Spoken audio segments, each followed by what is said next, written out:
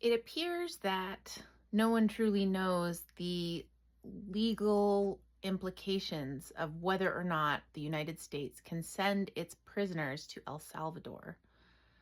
But El Salvador is willing, and Dumpy is willing.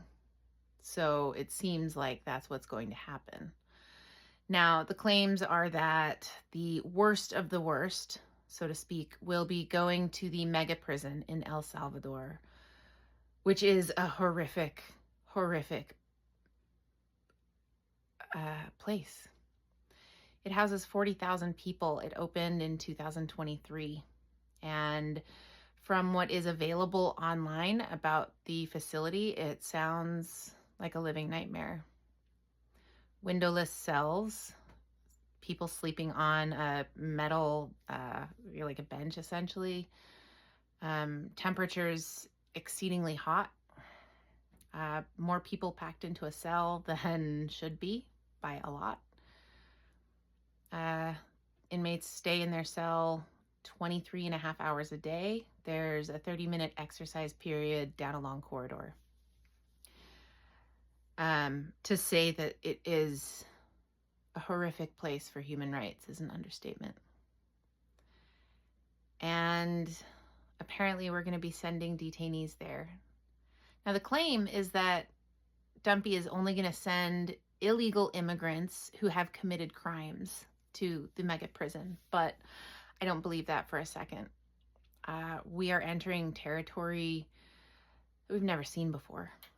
And that means that it is suddenly within reach that if you have a bad day and have a crime like I did, an accident where you end up in prison, now there's a chance that you might not be held in the state or even country that you're from. And that is horrifying as far as human rights and dignity is concerned. I want to make it very clear, I am not anti-punishment. Before I became a criminal, I was a victim first. I was listed on legal paperwork as the victim of a crime. And the person who was charged with a crime was charged with a second-degree aggravated assault felony, which was a worse, more severe crime than my third-degree negligent homicide charge.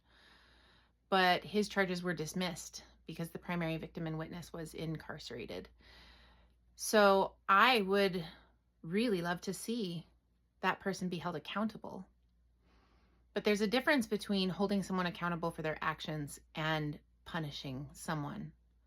And there's a difference between issuing a punishment and cruel and unusual punishment.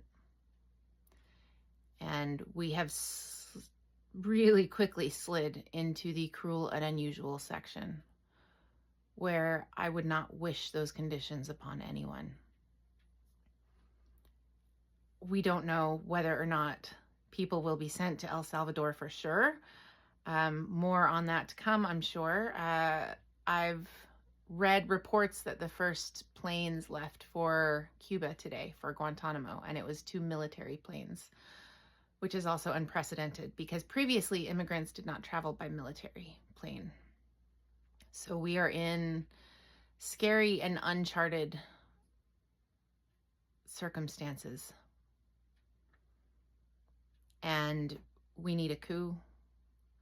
We need a riot. We need a protest. I mean, more that folks, we're past a protest here. You remember when the government lost all of those children that were seized at the Mexican-American border, who were taken from their families, and still to this day, there are children who have not been reunited with their parents. That was in the hundreds of people affected. Now we're talking about tens of thousands and likely more. This is a genocide.